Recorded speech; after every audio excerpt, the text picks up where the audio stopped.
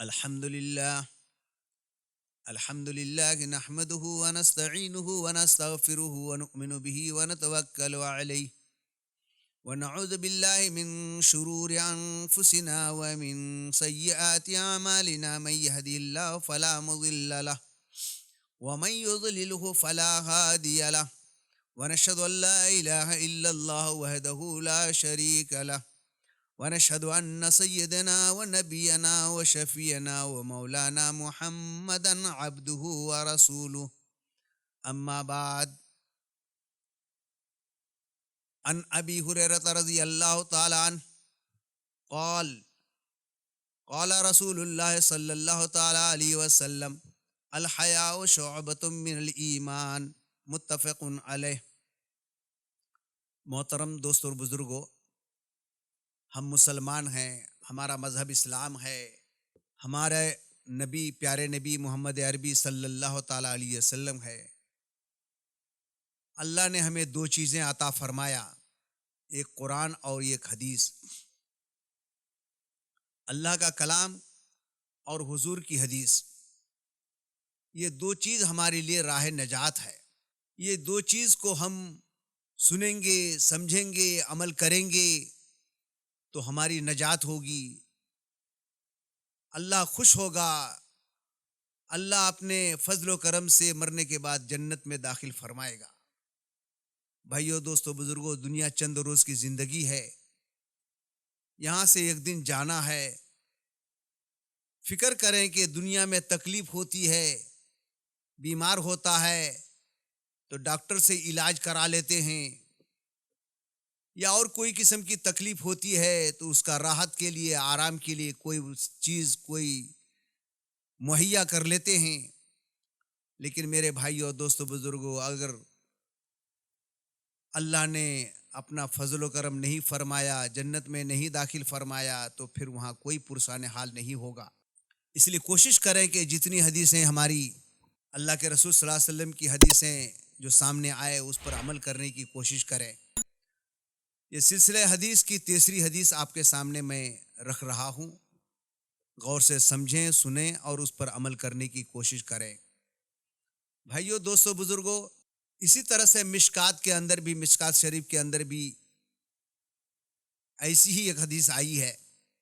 پوری حدیث یہ ہے: عن ابی ہریرہ رضی اللہ تعالیٰ عنہ قال قال رسول اللہ صلی اللہ تعالیٰ علیہ وسلم: الایمان بضع وسبعون شعبۃ فافضلها قول لا الہ الا اللہ وادناها اماطۃ الاذى عن الطریق والحیاء شعبۃ من الایمان. حضرت ابو ہریرہ رضی اللہ تعالیٰ عنہ سے مروی ہے، رسول پاک صلی اللہ تعالیٰ علیہ وسلم نے فرمایا کہ ایمان کے 70 سے زیادہ شاخیں ہیں، اس میں افضل شاخ لا الہ الا اللہ ہے، اور ادنا شاخ راستے سے کسی تکلیف دینے والی چیز کو ہٹا دینا ہے، اور حیا بھی ایمان ہی کی ایک شاخ ہے. پوری حدیث کا ترجمہ آپ کے سامنے رکھ دی. تشریح کی ضرورت نہیں ہے، لیکن پھر بھی ضرورت کے مطابق تھوڑی سی آپ کو میں اشارتاً کلام کرتا ہوں. بھائیو، دوستو، بزرگوں، ایمان بہت بڑی قیمتی چیز ہے. ایمان کے صدقے میں ساری چیزیں ملے گی.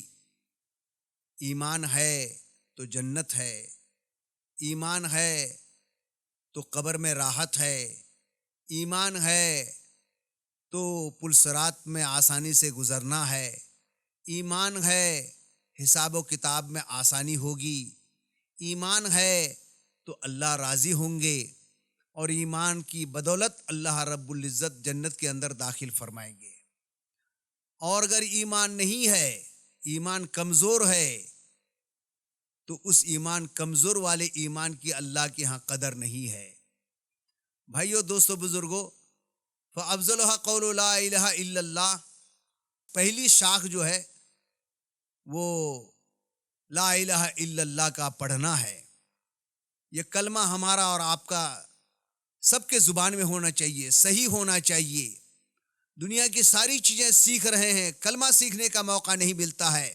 میرے بھائی اور دوست بزرگوں، بہت سارے بڑوں کو ہم نے اپنے نظروں سے دیکھا ہے جب جماعت کے اندر جاتے ہیں سب سے پہلے کلمہ کی صحیح کرانے کی ضرورت پڑتی ہے، تو اس بیچارے 60-70 سال کی عمر پر جو کلمہ پڑھ رہا ہے اس کی زبان سے صحیح کلمہ پڑھانی جا رہا ہے۔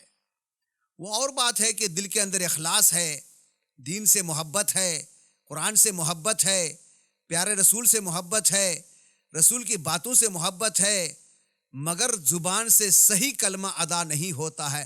اللہ اپنے فضل و کرم سے ان کی اور سب ایسے لوگوں کے معاف فرمائے، مگر سیکھنا بھی ضروری ہے۔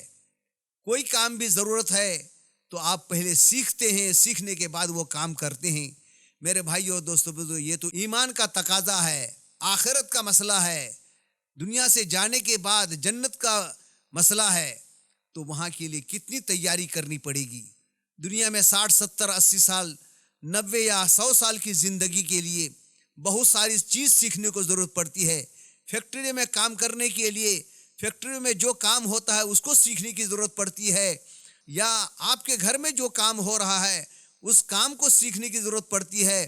یہ چند روز رہنے پر اتنے کام کو سیکھ کر اپنی زندگی گزار رہے ہیں، اور جنت میں جانے کے بعد تو وہاں ہمیشہ ہمیشہ رہنا ہوگا، اس کے لیے کتنی تیاری کی ضرورت پڑے گی۔ تو میرے بھائیو دوستو بزرگوں، کلمہ سیکھیں، کلمہ صحیح ادا کریں۔ کلمہ کے تقاضا لا الہ الا اللہ، اللہ کے سوا کوئی معبود نہیں، اللہ ہی سے سب ہوتا ہے، اللہ کے غیر سے کچھ نہیں ہوتا ہے، جو بھی کام ہوتا ہے اللہ کے حکم سے ہوتا ہے، اللہ کے حکم کے خلاف کوئی کام نہیں ہوگا، یہ ہمارا یقین ہونا، اب اسی طرح سے ہمارا اس کے اوپر عمل بھی ہونا۔ آگے فرماتے ہیں وَأَدْنَاهَا إِمَاطَةُ الْأَذَىٰ عَنِ الطَّرِيقِ، ایمان کی شاخوں میں سے ادنا شاخ جو ہے، راستے سے کسی تکلیف دینے والی چیز کو ہٹا دینا۔ تکلیف دینے والی چیز گری ہوئی اگر آپ دیکھ رہے ہیں، حکم دیا جاتا ہے کہ وہ تکلیف دینے والی چیز کو اس غرض سے ہٹائیں کہ کوئی آئیں گے تو اسے اس سے تکلیف نہ ہو جائے۔ مثلا کوئی کانٹا ہی ہو، دیکھ رہے ہیں، دیکھ کر کے چھوڑنا نہیں چاہیے، بلکہ اسے اٹھا کر کے دوسری طرف پھینکنا جہاں سے لوگ جاتے نہیں ہیں، یہ سوچ کر کہ کوئی انسان آئیں گے تو اس کانٹے کو اگر چبھ جائے گا تو تکلیف ہوگی۔ میرے بھائیو اور دوستو بزرگوں، اس غرض سے اس کانٹے کو اٹھا کر کے پھینکنا بھی ثواب ہے۔ آگے فرماتے ہیں وَالْحَيَاءُ شُعْبَةٌ مِّنَ الْإِيمَانِ، حیا بھی ایمان ہی کی ایک شاخ ہے۔ شرم بھی بڑی چیز ہے میرے دوستو بزرگوں، مستقل طور پر اللہ کے رسول نے اس کو فرمایا ہے کہ حیا بھی ہونا بہت ضروری ہے۔ انسان گناہ کرے تو احساس کرے، شرمائے، اور حیا ہونا کہ یہ گناہ میں کر رہا ہوں، اللہ کے یہاں مجھے کیا جواب دینا ہوگا۔ اللہ نے جسم کے اندر ساری چیز دی ہے ان کی فرما برداری کرنے کے لیے۔ زبان سے اللہ رب العزت نے اللہ کا نام لینے کے لیے فرمایا ہے، آپ اس سے گالیاں دیتے ہیں، جھوٹ بولتے ہیں، تو احساس کریں کہ خدا کے گھر مجھے کیا جواب دینا ہوگا۔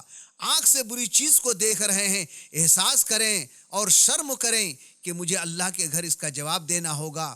اور زبان سے، کان سے اگر کوئی بری چیز سن رہے ہیں تو احساس کریں کہ مجھے اللہ کے گھر کیا جواب دینا ہوگا۔ اسی طرح سے پیر سے کسی گناہ کی طرف جا رہے ہیں تو میرے بھائیو احساس کریں کہ اس پیر سے اللہ نے سوال کرے گا تو کیا مجھے جواب دینا ہوگا۔ یعنی ساری چیزوں کے اندر اللہ کے احکام کو چھوڑنے پر شرم کرنی چاہیے۔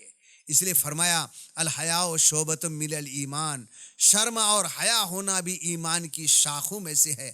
آج بہت سارے ہمارے مسلمان بھائی ایسے ہیں، گناہ کرتے ہیں احساس ہی نہیں ہوتا ہے، نماز چھوڑتے ہیں احساس ہی نہیں ہوتا ہے، اور اسی طرح سے برے کام کرتے ہیں احساس ہی نہیں ہوتا ہے، معلوم نہیں کیا کیا کس قسم کے گناہ کرتے ہیں، اس سے احساس بالکل نہیں ہو رہا ہے۔ اللہ ہم سب کی حفاظت فرمائے۔ میرے بھائیو اور دوستو بزرگوں، ہر معاملے میں، ہر اعمال میں، ہر چیز میں اللہ کے یہاں پوچھ ہوگی۔